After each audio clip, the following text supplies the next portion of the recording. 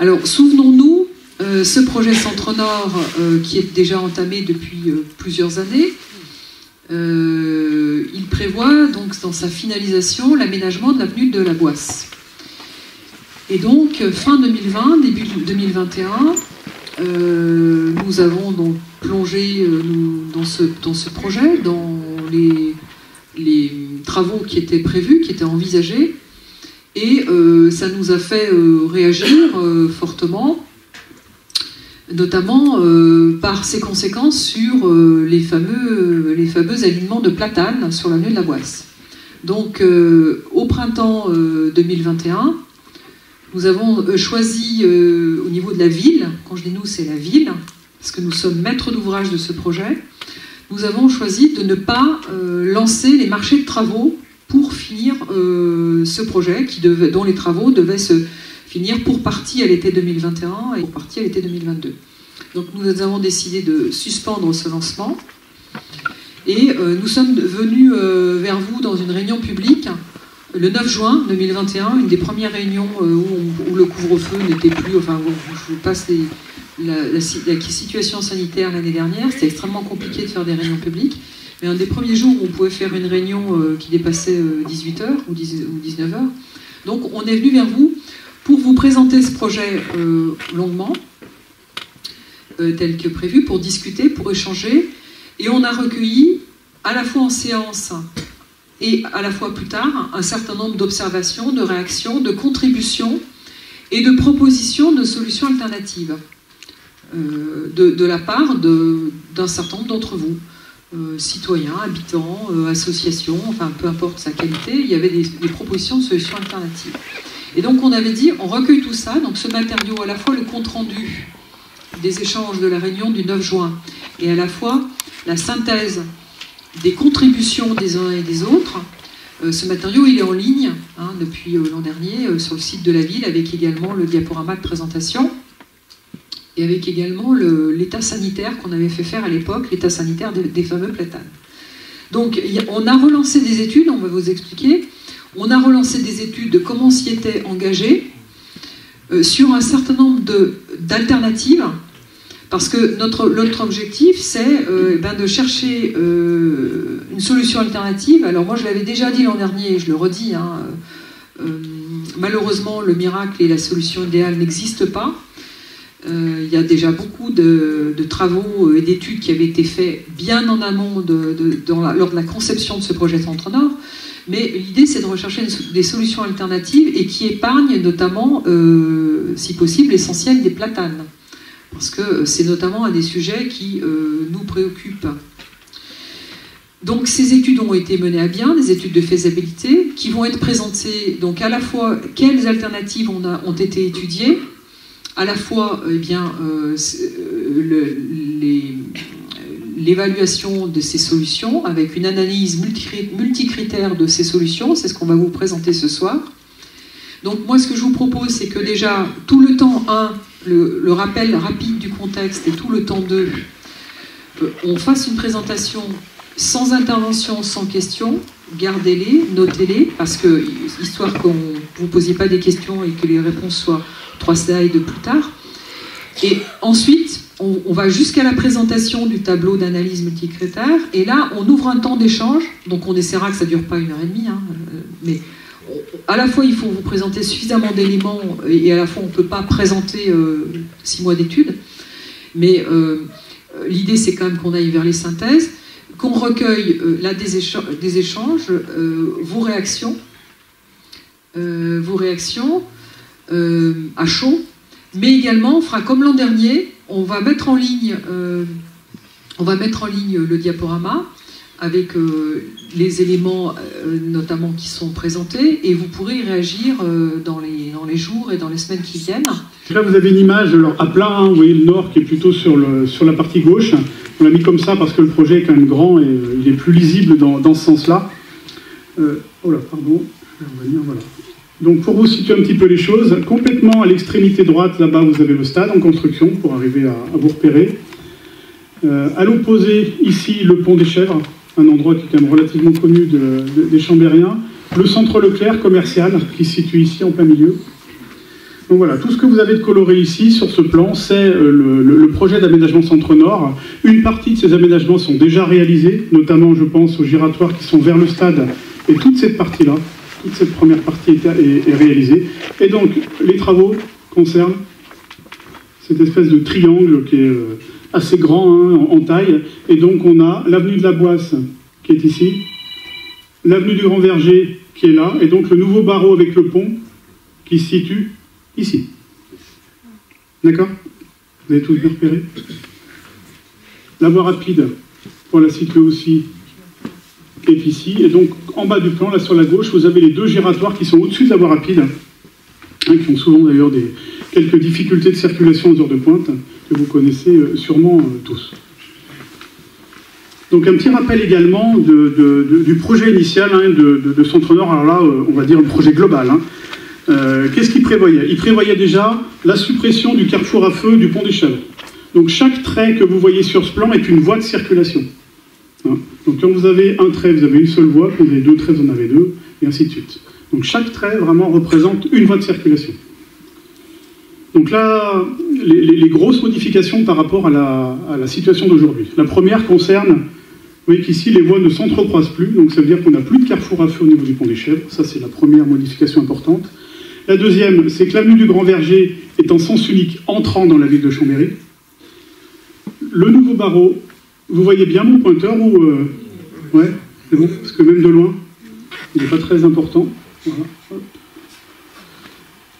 Donc le nouveau barreau qui est ici est en 3 voies uniques aussi entre de l'avenue du Grand Verger en direction de l'avenue de la Boisse. Et enfin l'avenue de la Boisse est en sens unique sortant. En gros, on fait une espèce de grand giratoire autour du secteur Axiome Leclerc. Ce que vous avez en bleu correspond au trafic à horizon 2030 aux heures de pointe. Hein. Donc quand vous voyez 2230, ça veut dire qu'il y a 2230 véhicules qui vont passer à l'heure de pointe, ce qui représente à peu près 10% du trafic total. Donc, ça veut dire que sur le nouveau barreau, à terme, vous aurez à peu près 22 000 véhicules, sur l'avenue de la Boisse, 20 000, sur l'avenue du Grand Verger, 25 000. C'est déjà des trafics. Là, on a, comment dire, le trafic que vous voyez là correspond vraiment à ce qui existe aujourd'hui. Déjà, rien que sur l'avenue de la Boisse, je crois que sur l'avenue du Grand Verger, on doit être aux alentours des 20 000 véhicules jour, un peu plus même. Voilà. Et on rajoute bien sûr l'ensemble des habitations du quartier Vitrotex, mais aussi ce qui se passe beaucoup plus loin, typiquement sur le Cognien. Hein, il y a aussi un nombre important d'habitations qui va générer aussi un certain nombre de trafic. Donc tout ça est pris en compte et conduit à avoir des hypothèses de trafic de cet ordre-là. 25 000 véhicules jour un peu et 22 000 sur le Grand Verger, un peu plus de 21 000 sur le nouveau barreau et un peu moins de 21 000 sur l'avenue de la Boisse. Donc ça c'est ce qui était prévu, c'est le scénario de base. C'est ça, tout à fait. Ce qu'il faut dire et qui est important de souligner, c'est que ce scénario de base incluait déjà des hypothèses de report modal importantes. C'est-à-dire que ce scénario de base, c'était pas du scénario tout voiture. Il y avait déjà une part importante qui était consacrée à la fois avec des voyages en transport en commun ou des déplacements à pied ou en vélo. C'était pas on continue la part modale tout avec qui est estimée à je sais pas plus combien en voiture, mais 65 ou 70% en voiture, mais au contraire, ce scénario de base déjà incluait le fait qu'il n'y avait plus que, entre guillemets, de l'ordre de 50% de mémoire. On a pas mis la diapo, mais elle est dans le diaporama qu'on a présenté en juin. Donc de l'ordre de 50% seulement, si je puis dire, en voiture, mais avec une augmentation très importante de la marche à pied et du vélo. Et de mémoire, c'était le doublement de la part modale vélo et marche à pied dans ce secteur. Et transport en commun aussi. Voilà. Transport en commun, oui, c'est le transport en commun et vélo qui doublait. Marche à pied un petit peu plus, mais c'était surtout transport en commun et vélo. Ça, c'est très important d'en avoir en tête. Tout à fait. Et enfin, le dernier point important de ce projet, c'était effectivement la proposition d'avoir un site Prodbus à contresens sur l'avenue de la Boisse, qui remontait complètement de l'avenue de la Boisse pour après soit filer direction, on va dire, le centre-ville, soit alors tourner sur le nouveau pont et rentrer dans le nouveau quartier Vétrotex. Donc ça, c'était vraiment l'élément important. Et avec aussi, déjà à l'époque, la proposition d'avoir ce qu'on appelle entre guillemets un shunt, c'est-à-dire la possibilité pour les transports en commun de pouvoir aller directement de l'avenue des Landiers à l'avenue de la Boisse sans passer par le 2 giratoire supérieur. Ce qui faisait gagner un temps extrêmement important aux transports en commun, qui évite bien sûr aux heures de pointe de prendre des bouchons dans les 2 anneaux du giratoire supérieur. Donc voici le plan de l'avenue de la Boisse tel qu'il était proposé à l'époque, fin 2020, début 2021, au moment où effectivement les élus nous ont demandé de réétudier, en tout cas de re-questionner un petit peu ce projet. Donc on l'a découpé en 2 parce que comme il est tout en longueur, sinon ça donne des échelles qui sont très faibles. Donc sur la... Voilà, désolé. Sur la partie haute, donc le nouveau pont est situé ici, hein, et le nouveau barreau bien sûr qui va arriver par là. Donc là, c'est un nouveau carrefour à créer sur l'avenue de la Boisse. Donc là, vous avez les voies sortantes de l'avenue de la Boisse, la voie rentrant de bus de l'avenue de la Boisse, et effectivement ce carrefour-là, avec ces bus qui reprennent, avec un système de carrefour à feu, le sens, entre guillemets, normal de la circulation. Parce que là, vous voyez qu'on roule un petit peu à l'anglaise, hein, avec les véhicules qu'on croise à droite, alors qu'on devrait les croiser à gauche. Ce qui aussi nous oblige à avoir comme une séparation physique entre les 2 voies de circulation, parce que vous imaginez bien que ce n'est pas quelque chose d'habituel ni inné en France, cette conduite-là, et qu'il faut absolument qu'on ait une séparation physique pour faire en sorte qu'on empêche les collisions potentielles. Avec des plantations à venir sur l'îlot central, situées entre les voies de circulation sortantes et la voie bus à contresens. Et bien sûr, dans tout ce secteur-là, c'est là où on a la suppression des 2 alignements de platanes de part et d'autre de l'avenue. Je continue un petit peu sur les... Alors c'est un petit rappel qui est du diagnostic qui avait été présenté très longuement la dernière fois par la société Brinderme, qui est vraiment une spécialiste. Alors comment était fait ce diagnostic? Il était basé sur deux grands thèmes. D'abord l'état physiologique des arbres. Alors je ne vais pas vous refaire le détail aujourd'hui, mais quand même c'est important que vous compreniez comment on fait un état sanitaire des arbres. On regarde 2 choses, on regarde l'état physiologique de l'arbre d'abord, et on regarde l'état mécanique de l'arbre. Donc l'état physiologique, il est basé sur 4 grands items. Le premier, c'est l'étude de feuillage.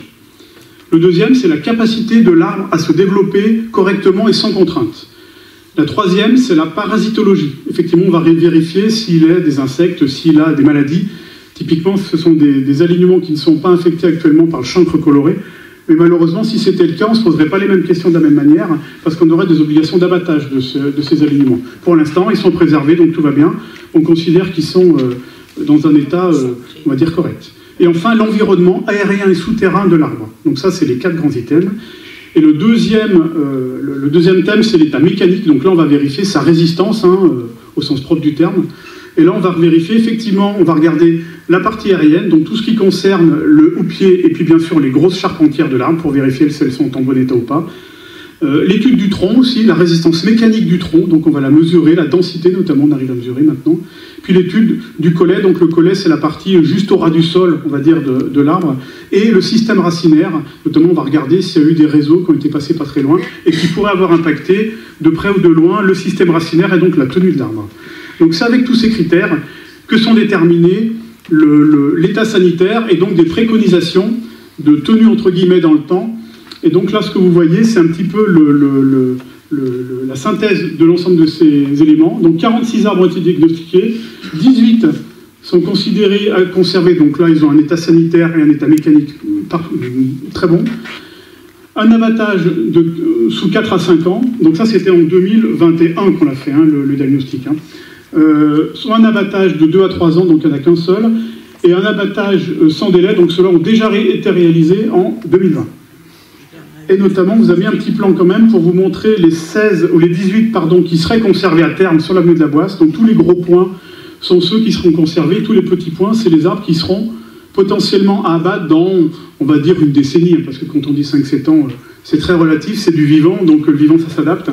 Donc des arbres qui, pour nous, sont considérés comme, on va dire, à risque à terme, pas sûr que ce soit effectivement le cas à échelle 10 ans. Mais en tout cas, si on prend cette analyse-là, voilà ce que ça donne. Vous avez donc le... Oh, pardon, je ne vais pas y arriver, décidément. Pour vous situer un petit peu, donc le pont qui a été construit sur la Lesse est ici. Donc en fait, voilà, toute cette partie-là, c'est la partie réaménagée. Hein. Et toute cette partie-là, c'est la partie existante qui est notamment à côté de l'immeuble, les portes de la Boisse, et en amont. Voilà, donc vous voyez qu'on a quand même on va dire un système un peu clairsemé à terme, avec toutes les réserves que je viens d'indiquer sur quand même la capacité du vivant à se développer et à résister. Donc maintenant, je vais vous faire également un rapide résumé des synthèses des contributions qui ont été faites, et nombreuses quand même, parce qu'on en a reçu vraiment en grande quantité. Donc je ne vous les ai pas détaillées ici, parce qu'on a fait une synthèse vraiment exhaustive qui est disponible sur Internet, sur le site de la ville. Donc là, vous pourrez aller regarder le détail précis. Mais on a détaillé ici deux types de contributions, celles qui ont été faites comme ici ce soir en réunion, et puis celles qui nous sont arrivées après la réunion du 9 juin dernier, et qui donnaient quand même un certain nombre de pistes, et notamment aussi des propositions d'aménagement qui nous ont servi à l'analyse, et notamment un certain nombre d'entre elles sur les scénarios nouveaux qui n'avaient pas été envisagés au départ et qui sont étudiés. Donc lors de la réunion du 9 juin, alors bien sûr on avait des remarques assez importantes sur les platanes, une pétition notamment pour le maintien des platanes malgré l'état sanitaire de certains qui n'étaient pas exceptionnels. Aussi pas mal de remarques sur les vélos, notamment sur le déplacement vélo. Quand on dit vélo, c'est vraiment le cheminement, le schéma directeur, les aménagements vélo. Donc vraiment conserver des aménagements avec des continuités cyclables qui sont vraiment intéressantes et efficaces. Et essayer, notamment sur l'avenue de la Boisse, d'éviter cette cohabitation piéton-vélo sur un même espace qui est compliqué, à la fois pour les piétons et les vélos, où chacun est un petit peu chez lui, mais pas complètement non plus. Donc voilà, ça garde toujours... c'est une solution qui peut fonctionner, parce que là, pour la chance, on n'a pas un nombre de piétons très important, mais quand même, avec le développement du secteur Vétrotex, on pourrait très bien avoir de plus en plus de gens qui vont sur les landiers faire leurs courses à pied, potentiellement, et donc utiliser ces trottoirs-là, et donc l'avenir peut quand même devenir un petit peu plus compliqué. Et enfin, donc les transports en commun, où là on a eu pas mal de remarques aussi, notamment sur vraiment de favoriser la vitesse commerciale des véhicules pour faire en sorte qu'on ait de plus en plus de gens qui montent dans les bus, ce qui était l'une des options effectivement retenues dans les hypothèses de report modal initiales, et une proposition de gratuité des transports en commun. Ensuite, au niveau de la circulation, c'était bien sûr favoriser le report modal au sens large, mais ça c'est vrai sur ce secteur-là, mais aussi dans les autres secteurs de la ville. Essayer de privilégier également les solutions alternatives à l'autosolisme, faire en sorte qu'on ait plus d'aires de covoiturage qui permettent d'avoir moins de voitures mathématiquement pour faire le même itinéraire. Inciter aussi des plans de déplacement entreprise plus importants et plus ambitieux qu'ils ne sont aujourd'hui. Favoriser également l'itinéraire centre-nord, notamment pour les gens qui partiraient de Cognin, traverser le centre-ville via notamment le secteur curial-préfecture, et de passer plutôt par ce secteur-là, et après en prenant la voie rapide. Donc de vraiment essayer de drainer le maximum de trafic de transit qui actuellement traverse l'hypercentre par ce secteur-là. Touffu qui avait été donné le jour de la réunion du 9. Donc toujours sur les platanes, donc là on avait des confirmations un petit peu des demandes qui avaient été faites en réunion, notamment de la préservation de la pérennité des plantations, mais là même d'ailleurs sur la ville entière, pas forcément que sur la ville de la Boisse. A contrario, des remarques en disant pourquoi quand même pas abattre ceux qui paraissent de toute façon en mauvais état et refaire une plantation d'alignement qui soit vraiment qualitative et digne de ce nom et pérenne dans le temps. Et puis effectivement, dire que l'état sanitaire des arbres posait vraiment question sur le fait de conserver un alignement ou pas.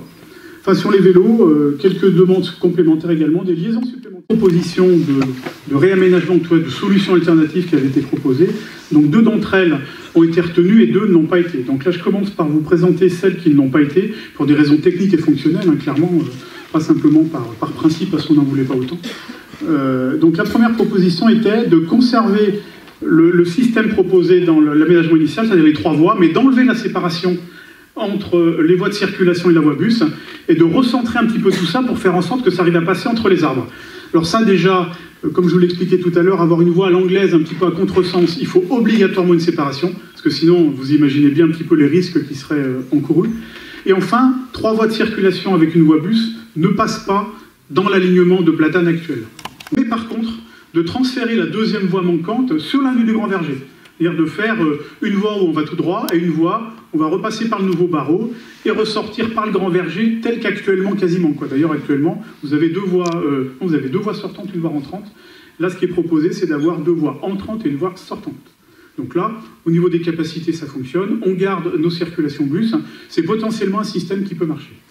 Et enfin, la deuxième proposition, qui était un peu plus radicale, mais qui était quand même séduisante sur le principe, c'était de fermer complètement le secteur de la Boisse entre le nouveau barreau et le pont des Chèvres à la circulation motorisée, de laisser ce barreau-là uniquement pour les bus dans les deux sens, et vélo, où là on aurait pu pour le coup créer un aménagement cyclable un peu plus intéressant, et de basculer la totalité du trafic sur le nouveau barreau et l'avenue du Grand Verger, où là on passerait avec des 2x2, voire plus de trafic.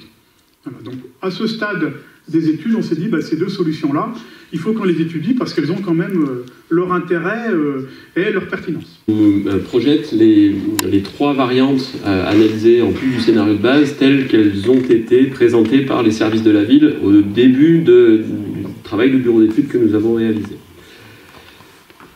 Je ne représente pas le scénario de base qui est ici à gauche et qui vous a été présenté. Je redis très rapidement ce que M. Villan a présenté sous la forme de texte.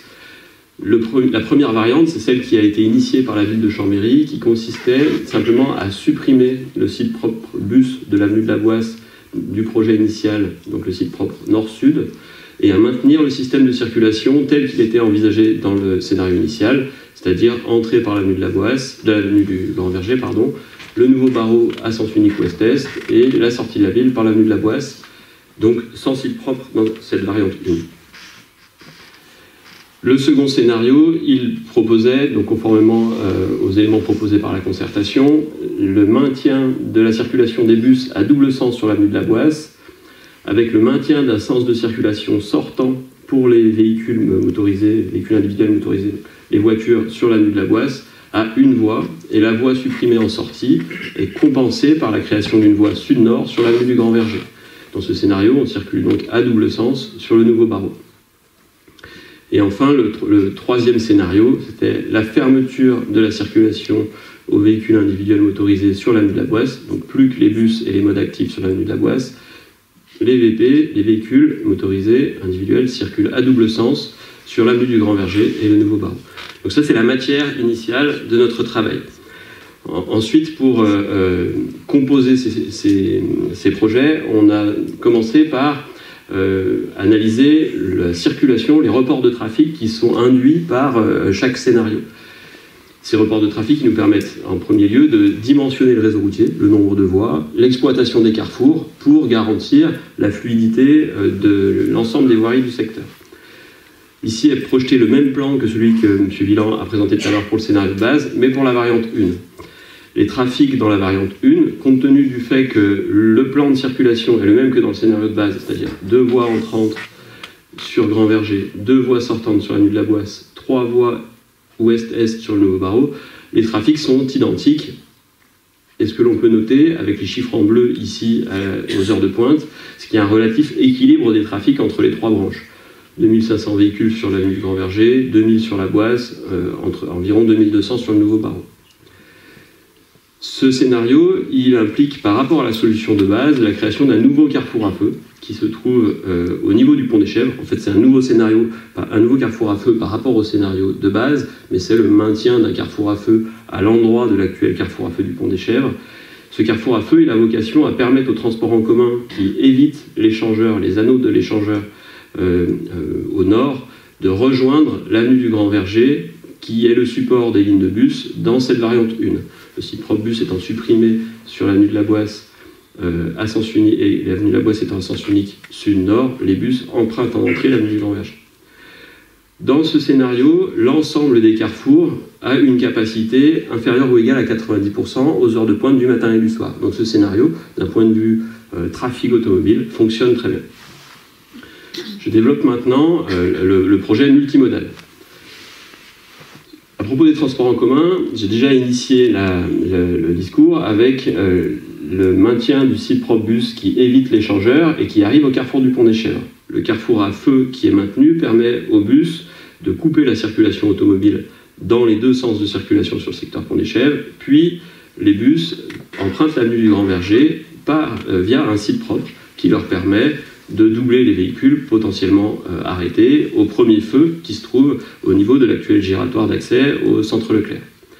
Donc site propre bus entrant, un arrêt polygone du sens entrant, donc pour la ligne chrono A notamment, qui est déplacé. Aujourd'hui, il est sur l'avenue de la Boisse. Ici, il se retrouve devant le centre Leclerc, au niveau de l'actuel carrefour giratoire. Ensuite, la ligne chrono A rejoint l'avenue de la Boisse par le nouveau barreau. Potentiellement le site propre bus qui était prévu dans l'autre sens et qui est inversé ici sur le nouveau pont, puis rejoint l'avenue de la Boisse en sens entrant. En sens sortant, comme dans le scénario de base, les bus empruntent l'avenue de la Boisse sans site propre.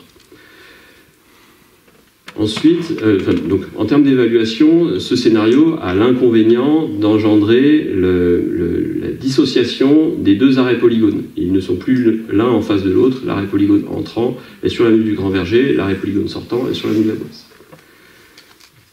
Ensuite, le site propre bus, ici, est construit en lieu et place d'une noue plantée et ou d'une piste cyclable bidirectionnelle qui est inscrite au schéma directeur cyclable. On le verra après dans les plans d'aménagement. Une vulnérabilité de ce projet-là, c'est également l'entrecroisement, enfin le passage des bus en site partagé avec les voitures sur le nouveau barreau, ici en pointillé, dans le secteur qui est le plus sensible d'un point de vue capacitaire, c'est-à-dire le secteur d'entrecroisement des véhicules qui viennent de la voie rapide et qui vont vers le centre-ville de Chambéry, vers le secteur de la gare, et les véhicules qui viennent de Cognins et qui partent à gauche sur le nouveau pont pour sortir de la voie rapide. Donc les bus se retrouvent dans le système entrecroisé. Je passe à la seconde variante. La seconde variante, pour rappel, c'est la suppression d'une voie sortante sur l'avenue de la Boisse qui est compensée par la création d'une voie sortante sur l'avenue du Grand Verger et le maintien des bus à double sens sur l'avenue de la Boisse avec un site propre entrant, comme dans le scénario de base. Ce scénario, il implique que les usagers qui viennent de Cognins et qui rejoignent la voie rapide ont une alternative et un itinéraire plus direct pour aller à l'autoroute, l'avenue du Grand Verger. Ça implique environ 1000 véhicules de plus par rapport au scénario de base aux heures de pointe sur l'avenue du Grand Verger et à peu près 1000 véhicules de moins sur l'avenue de la Boisse. Dans ce scénario, le carrefour du Pont-Géchèvre est supprimé comme dans le scénario de base.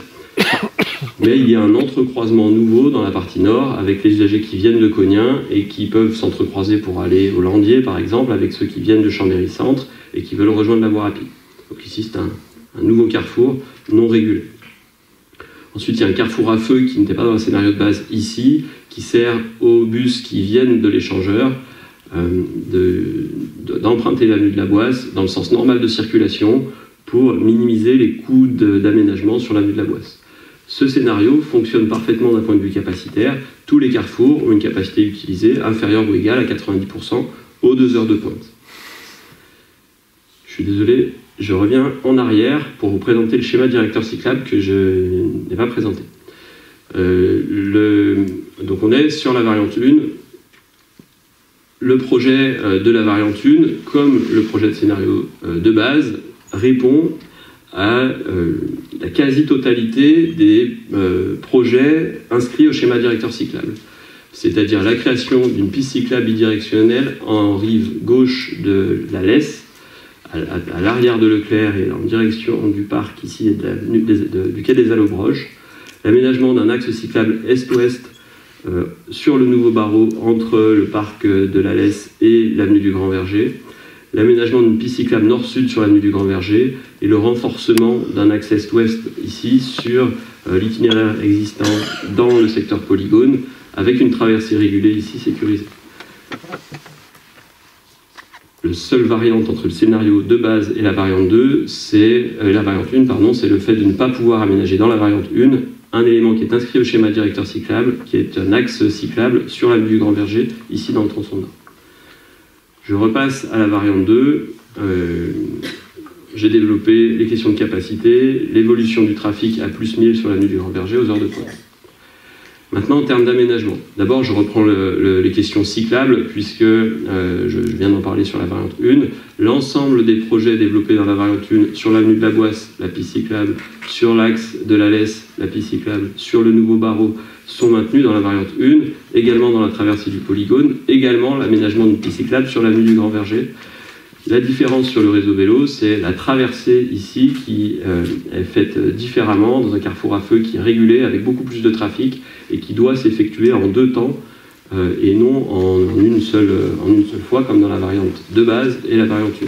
Donc dans la variante 2, la traversée cyclable ici du carrefour régulé d'accès à Leclerc est plus compliquée pour les cycles.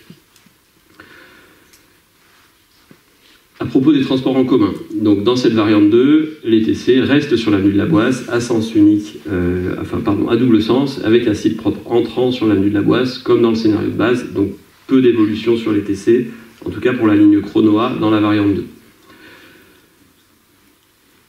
Le renforcement de la circulation sur l'avenue du Grand Verger et l'ouverture du sens sud-nord sur l'avenue du Grand Verger dans cette variante 2 implique un renforcement du caractère routier de l'avenue du Grand Verger. Il n'y a pas que 1000 véhicules en plus, il y a aussi de nombreux nouveaux mouvements avec les doubles sens qui impliquent la création d'un nouveau carrefour à feu à l'extrémité ouest du nouveau barreau et d'un nouveau carrefour à feu à l'extrémité est du nouveau barreau. Les carrefours à feu engendrent des temps d'arrêt, donc des baisses de capacité qui doivent être compensées par une augmentation du nombre de voies. C'est pour ça que dans cette variante 2, pour pouvoir avoir une capacité inférieure ou égale à 90%, il faut 6 voies de circulation dans la partie sud de l'avenue du Grand Verger et 5 voies de circulation dans la partie centrale de l'avenue du Grand Verger. Je passe maintenant au scénario 3, qui pour rappel était la fermeture de l'avenue de la Boisse à la circulation des véhicules individuels motorisés, donc des voitures, que les bus et les modes actifs sur l'avenue de la Boisse. Tout le trafic automobile passe sur l'avenue du Grand Verger, le nouveau barreau pour aller en direction de l'avenue de la Boisse, ou l'avenue du Grand Verger à double sens sur les échanges entre Cognat et la voie rapide. Je vais passer rapidement, puisque on arrive ici avec 4800 véhicules heure à l'heure de pointe du soir, 4100 à l'heure de pointe du matin. C'est la somme de tout ce qui circule sur Grand Verger et l'avenue de la Boisse, et c'est normal puisqu'il n'y a plus qu'une voie là où il y en avait 2.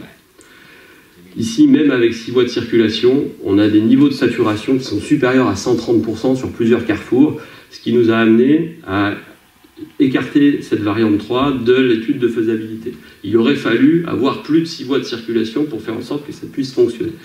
On a estimé, les élus ont estimé que ce n'était pas crédible, qu'il ne fallait pas travailler ce scénario, et c'est pour ça qu'il n'est plus présenté dans l'étude de faisabilité. Je passe maintenant donc à l'étude de faisabilité en plan, après vous avoir présenté le programme, le plan de circulation multimodale du scénario de base, des 3 variantes, la variante 3 étant écartée, il en reste 2, la variante 1 et la variante 2. Ici, je vous présente les profils d'aménagement de l'avenue du Grand Verger dans sa partie nord, donc entre le carrefour d'accès à Leclerc et le carrefour du Pont des Chèvres. Le scénario initial prévoyait 2 voies entrantes, un espace vert ici qui est une noue plantée qui sert à gérer le recueil des eaux pluviales, un cheminement piéton.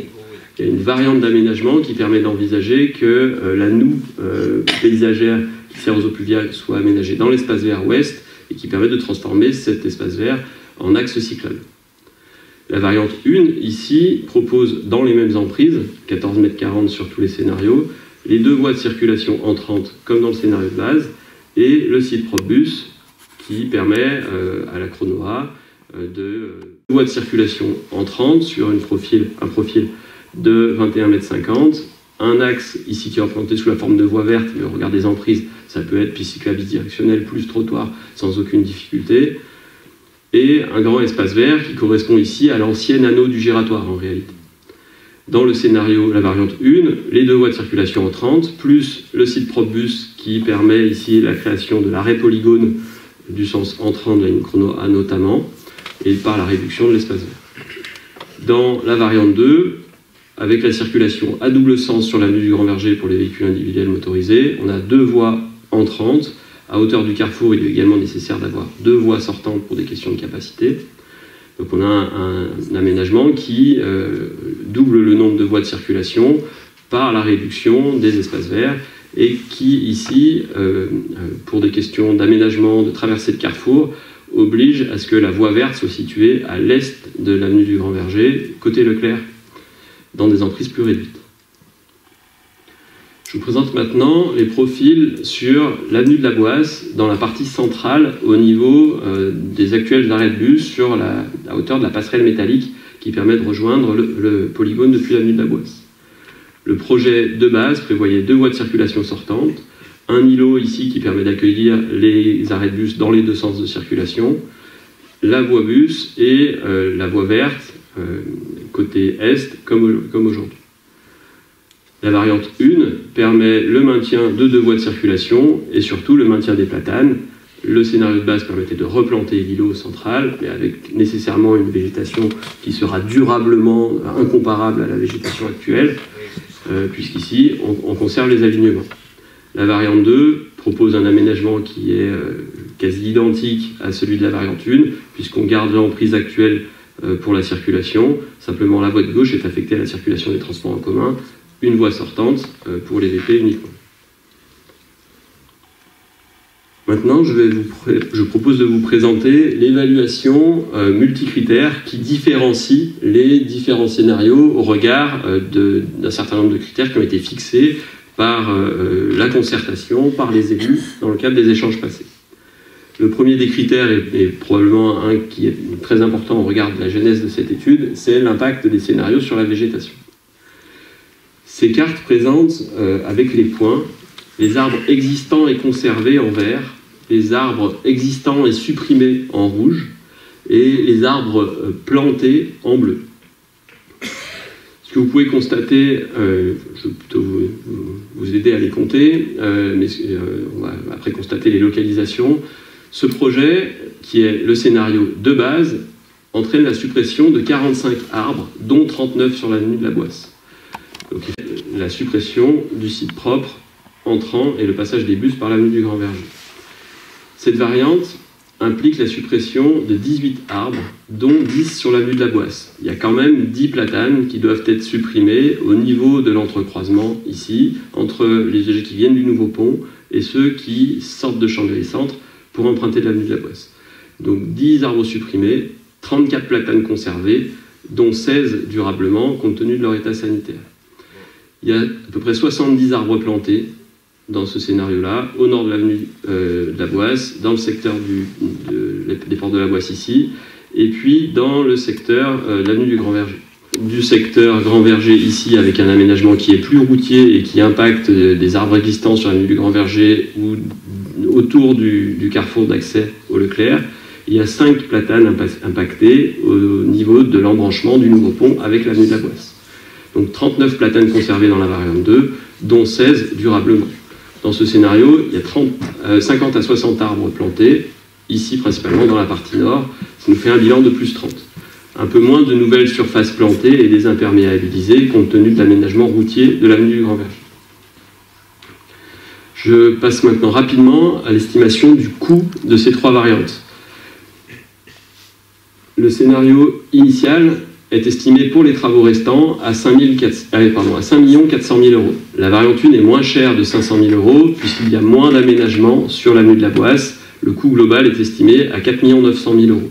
La variante 2 est nettement plus chère avec 6 250 000 euros qui sont dus en grande partie à l'aménagement beaucoup plus important, beaucoup plus routier de l'avenue du Grand Verger. Ensuite, à propos des temps de parcours des transports en commun dans le secteur centre-nord. Alors pour expliquer les résultats, il faut d'abord expliciter un tronc commun entre tous les scénarios. C'est la création de l'évitement des anneaux de l'échangeur de la Boisse. Je vais essayer d'être précis, c'est pas évident sur le document. Pour le coup, n'hésitez pas à me dire si vous ne vous situez pas. Ici, à droite, vous avez la sortie de l'avenue des Landiers, enfin l'accès de l'avenue des Landiers entre la voie ferrée et l'échangeur autoroutier. Le projet prévoit, dans tous les scénarios, la création d'un site propre qui, depuis l'avenue des Landiers, donne accès par un nouveau carrefour ici, qui est un carrefour très simple, puisqu'il n'inclut que les TC, les transports en commun, et les voitures qui vont en direction de l'avenue des Landiers. Donc un carrefour d'accès à un site propre bus à contresens, qui va à minima jusqu'au carrefour du Pont des Chèvres dans tous les scénarios. Donc dans tous les scénarios, les bus évitent les giratoires de l'échangeur de la Boisse et les inconvénients qu'ils génèrent en perte de temps, en perte de confort. Entre Champ-Nord et la gare, on met aujourd'hui un transport en commun, la ligne Chronoa, mais 10 minutes pour faire Champ-Nord-Gare. Dans la situation future avec le projet de base, les gains sont estimés à 2 minutes pour les TC en sens nord-sud. Dans la situation future avec la variante 1, les gains sont estimés à 52 secondes. Dans la variante 2, les gains de temps sont comparables à la situation future. Donc pour la question des temps de parcours des transports en commun sur la chrono A, la variante 1 est un peu moins bonne que la situation initiale et la variante 2, mais fait quand même gagner du temps par rapport à la situation actuelle.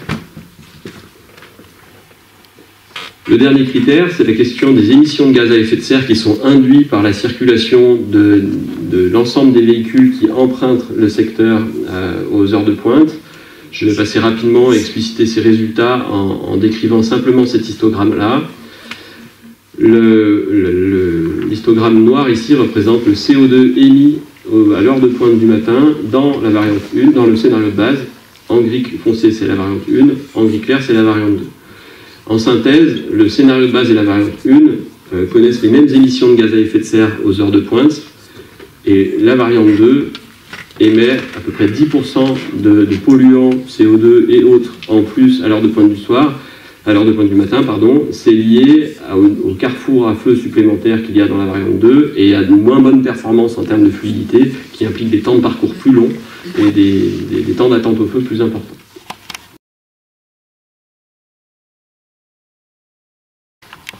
Merci. Donc, nous, évidemment, on a mené l'action au tout début de ce projet pour conserver le maximum de platanes. Donc, effectivement, ce soir, on souhaite que vraiment tout soit fait pour qu'on puisse garder le maximum d'arbres sur cette zone. Parce que quand même, il faut aussi se rappeler que l'avenue du Grand Verger, qui a été élargie il y a quelques années en arrière, et que là, déjà, il y a eu une trentaine de platanes qui sont tombés. Il y a aussi les arbres qui sont devant le bar Les Abattoirs. Est-ce que ce bar va rester ou est-ce qu'il est appelé à disparaître? Et là aussi, il y avait des arbres et cet emplacement est devenu un parking. La satisfaction qu'on a, c'est que les arbres de Garibaldi, on espère qu'ils vont rester et qu'ils vont faire partie de l'ensemble. Maintenant, moi, je pose la question par rapport aux habitants qui vont loger, et c'est 800 logements, ça fait du monde.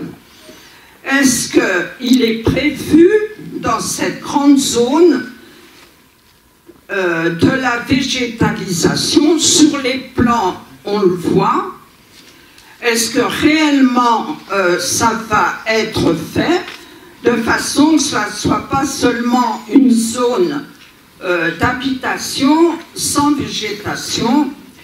Et bon, après, on n'a pas trop parlé par rapport à la zone habitable, mais moi je pose la question une fois encore, et je me souviens l'avoir posée au tout début du projet, où ça nous avait été présenté par la mandature dernière.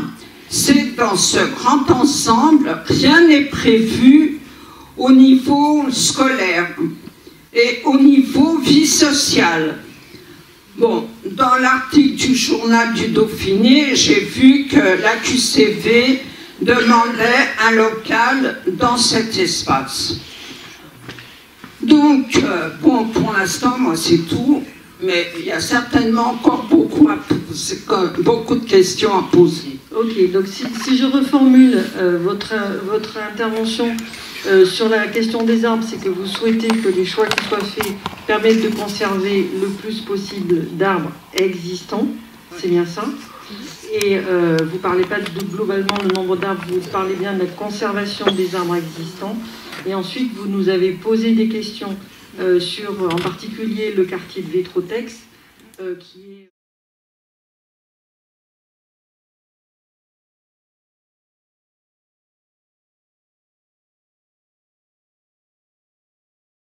Alors, je vois que dans les analyses que vous avez faites sur la circulation, c'est-à-dire le nombre de voitures par heure en heure de pointe, vous tenez compte que, vous ne tenez pas du tout compte du problème de rétrécissement qu'il y a au niveau du pont qui est sous la voie rapide, parce que c'est celui-là qui va déterminer le débit des voitures qui vont pouvoir passer. De toute façon, on a beau mettre 6 voies de circulation, 5 ou 6 avant, dans le sens sortant, avant ce pont, de toute façon, si le début ne passe pas sous le pont, ça fera des bouchons qui vont remonter, même s'il y a 6 voies de circulation. Donc moi je trouve que ça n'a pas été du tout étudié, ce qui se passe au niveau de ce pont qui n'est pas possible d'élargir.